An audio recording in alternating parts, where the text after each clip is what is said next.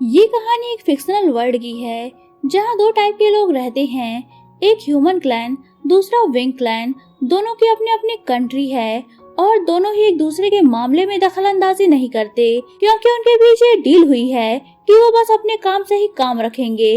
Wing clan के लोग ज्यादा पावरफुल हैं क्योंकि उनके पास उड़ने की पावर के साथ ही साथ पैसे और टेक्नोलॉजी की पावर भी है। वही ह्यूमन क्लैन के लोगों के पास ज्यादा पैसा और पावर तो नहीं, पर वो भी खुद को विंग क्लैन से किसी भी मामले में कम नहीं समझते। खैर, यहाँ सीन शिफ्ट होता है और हम देखते हैं कि एक प्रेग्नेंट लेडी अपने बच्चे को जन्म दे रही थी। उसका हस्बैंड जीसू बाहर अपनी वाइफ और होने वाले बच्चे की सेफ्टी के लिए प्रे कर रहा था। वो एक काबिल साइंटिस्ट था। उसने अपनी लाइफ में बहुत सारे एक्सपेरिमेंट्स किए थे और बहुत सारी मशीनें बनाई थी, पर आज से पहले वो इतना नर्वस कभी नहीं हुआ। इतने में वहाँ ह्यूमन क्लैन की क्वीन बायजू अपने कुछ सोल्जर्स के साथ आकर उस पर हमला कर देती है।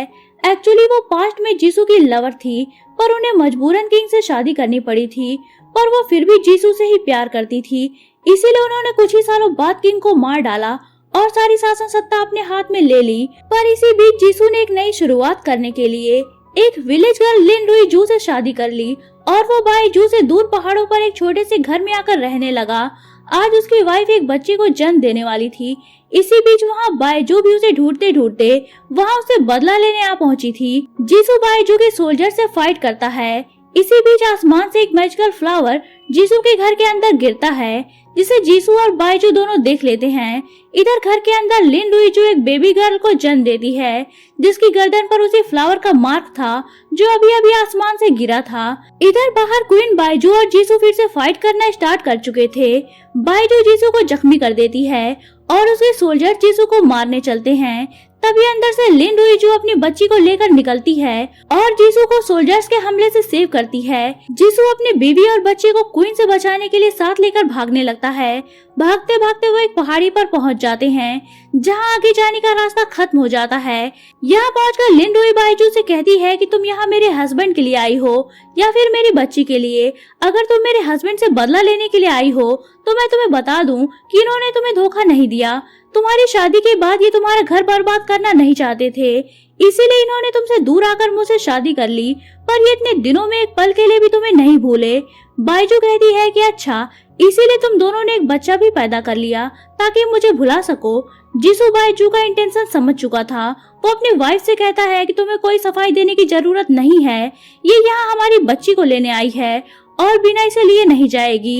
इस पर बायजू अपने सोल्जर्स को लिन रुई से बच्ची को छीन लेने का ऑर्डर देती है, तो सोल्जर्स उन पर हमला कर देते हैं।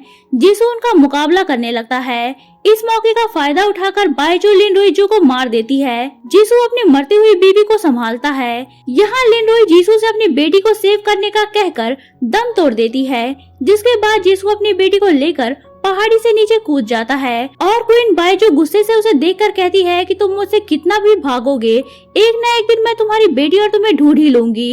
इधर जीसू अपनी बेटी को लेकर स्टार पाविलियन एकेडमी में अपने मास्टर जिंगू जुआन के पास जाता है, जहां उसने पढ़ाई की थी। यहाँ उसके मास्टर बताते हैं कि उसकी बेटी फ्लोरा ऑफ शूटिंग स्टार का अवतार है। ये फ्लावर 100 सालों में एक बार अर्थ पर गिरता है और ये वही फ्लावर है जिसके पॉलन को कंज्यूम करके विंग क्लैन के एल्डर्स ने उड़ने की पावर हासिल की थी। शायद ये बात बायजू को भी पता चल गई थी, इसीलिए वो तुम्हारी बच्ची को छीनना चाहती है। जीसू उससे अपनी बेटी को सेव करने में हेल्प मांगता है। मास्टर कहते हैं कि मैं तुम्हारी हेल्प तो करना चाहता हूँ, पर मैं ऐसा नहीं कर सकता क्योंकि स्टार पाविलियन में ह्यूमन क्लैन और विंग क्लैन दोनों प्रजाति के लोग पढ़ते हैं। अगर किसी को इस बारे में पता चल गया तो काफी प्रॉब्लम क्रिएट हो जाएगी। इस पर जीसू उनसे जीवदाऊ पिल मांगता है, तो मास्टर उसे वो पिल दे देते हैं, जिसे खाने के बाद जीसू का रूप बदल जाता है और वो एक नए चेहरे और एक नई आइडेंटिटी के साथ अपनी बेटी को बड़ा करता है।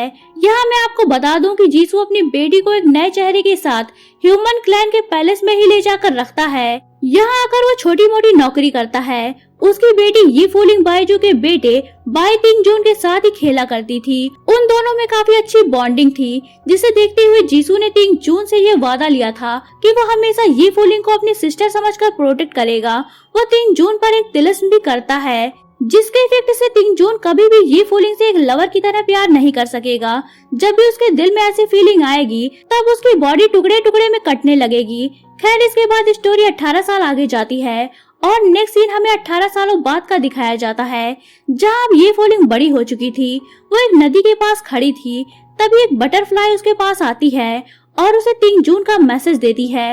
एक्चुअली 3 जून स्टार पावेलियन में पढ़ने के लिए जा चुका था। वो उसे उसका बर्थडे विश करता है और उसे बताता है कि एकेडमी में उसे काफी ज्यादा पढ़ाई करनी पड़ती है और वहाँ का रूल भी काफी स्ट्रिक्ट है, इसलिए वो इस साल भी उसे मिलने उसके बर्थडे पर नहीं आ पाएगा।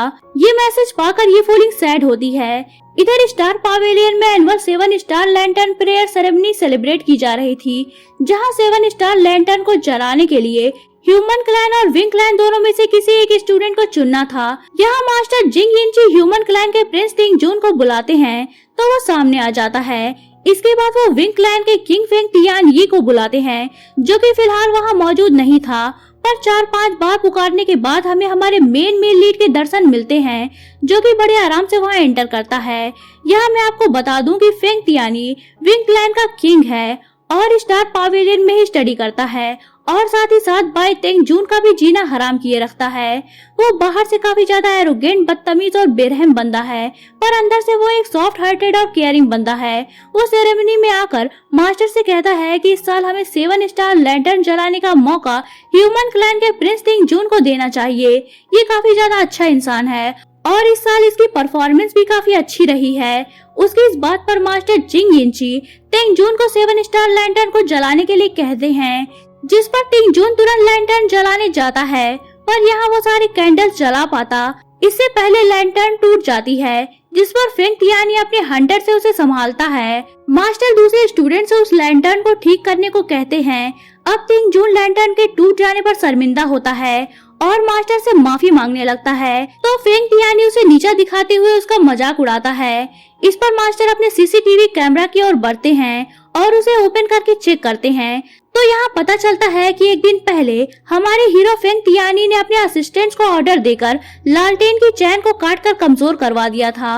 अब सीसीटीवी की फुटेज में तियानी के सारे असिस्टेंट दिख रहे थे, तो वो सभी अपना अपना क्राइम तुरंत एक्सेप्ट करके सारा इल्जाम अपने सर ले लेते हैं, जिस पर मास्टर उन्हें पूरे स्कूल की सफाई करने की पनिशमेंट देते हैं। इधर ये फॉलिंग तिंग जून को मिस कर रही थी, तो वो डिसाइड करती है कि वो खुद स्टार पावेलियन तिंग जून से मिलने जाएगी, पर गेट पर मौजूद गार्ड्स उसे अंदर जाने की परमिशन नहीं देते, इसलिए वो एकेडमी के पीछे वाली पहाड़ी पर चढ़कर वहां जाने का डिसाइड करती है।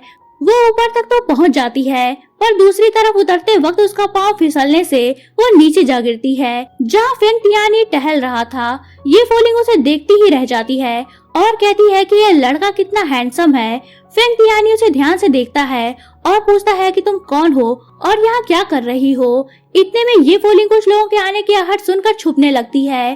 फेंग तियानी कहता है कि ये तुम क्या कर रही हो। ये फॉलिंग बताती है कि मैं छुपने की कोशिश कर रही हूँ। फेंग तियानी सोचता है कि ये शायद कोई पागल है। तभी ये फॉलिंग के दिमाग में एक आइडिया आता है और वो खुद को सेव करने के लिए फेंग तियानी को होस्टेज बनाने का सोचती है। वो तुरंत एक खंजर निकालकर फेंग तियानी की गर्दन पर रख देती है। फेंग तियानी कहता है कि अब तुम ये क्या कर रही हो। ये फॉलिंग कहती है कि कुछ नहीं, मैं तो बस खुद को सेव कर रही हूँ। फेंग तियानी कहता है कि मेरे पास इससे भी अच्छा आइडिया है। इतना कहकर वो उसे फोर्सफुली किस करता है। इसी के साथ ये पार्ट एंड होता है। तो दोस्तों, अगर आप जानना चाहते हैं कि कहानी में आगे क्या हुआ, तो बने रहिए मेरे साथ। और अगर आपने अभी तक चैनल को सब्सक्राइब नहीं किया है, तो चैनल को सब्सक्राइब करके बेल आइकन पर क्लिक कर लीजिए, ताकि आपको हमारे आने वाली वीडियोस की इंस्टेंट नोटिफिकेशंस मिलती रहे। तो मिलते हैं नेक्स्ट वीडियो के साथ, तब तक के लिए take care and good bye.